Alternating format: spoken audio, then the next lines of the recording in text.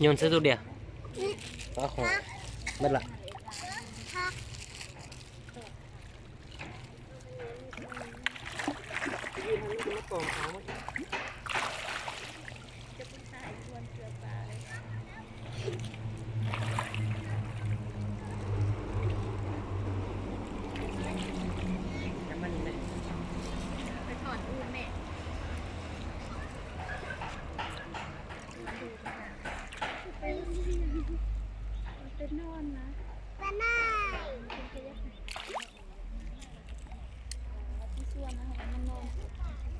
มาให้พ่อได้ดู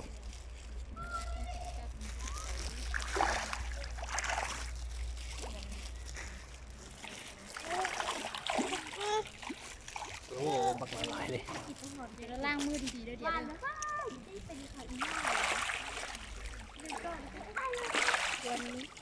ไปก็ที่เขาถามไม่ไปก็ที่ไป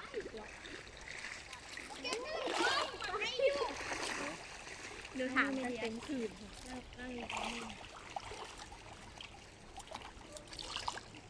วันจับแค่เม็ด2 เม็ดจับไม่ได้แค่ล่างมือซะมือล่างมือซะ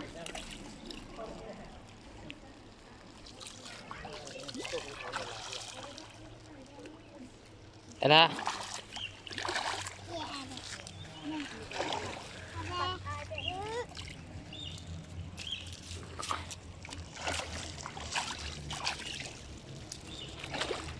เดี๋ยวจะไม่ล่มแล้วนั่นพอแล้วขึ้นมาเดี๋ยว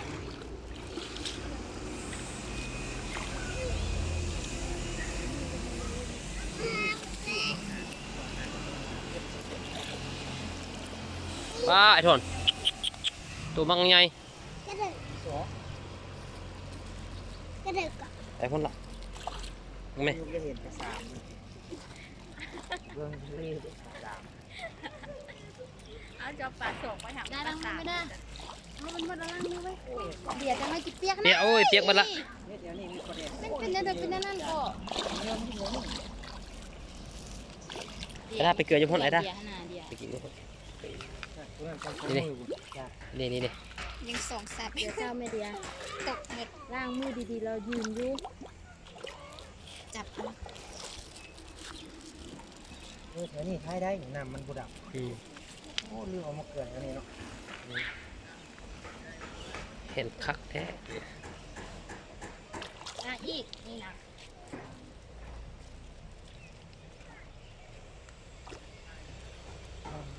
ตัวแดงๆขึ้นตาเดี๋ยวก่อนปลาแดงล้างมือจะได้เยอะเลยปลามึงไหมได้ล้างมือก็ปลาส่งตัวละเป็น7-8 โลก็มีนะปลาขี้แดงส้มกิเปียกส้มโอ้ยนอนละ ล้างมือลูก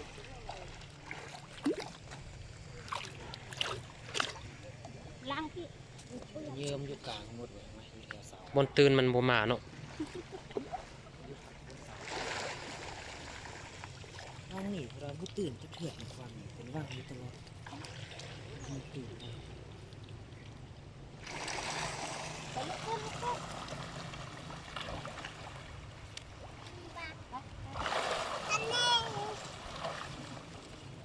มาไว้ไอ้ด้า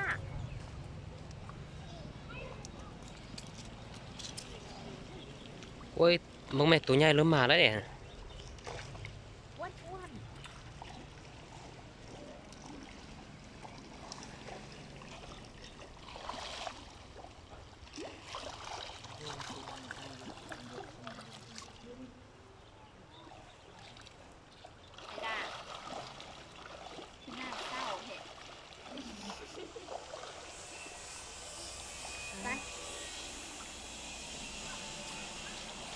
กินไหมกินไหมกินกุ้งกินจะเป็นคนลอยไม่ใส่บอสจะเป็นหลังบอ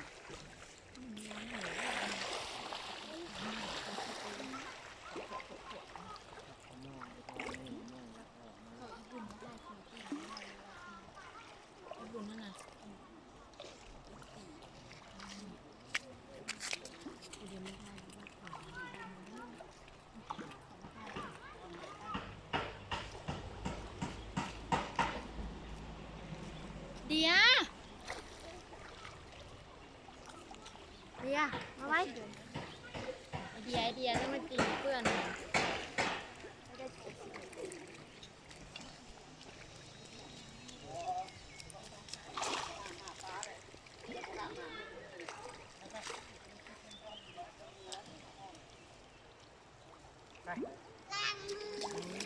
เดี๋ยวทิ่มไว้นะ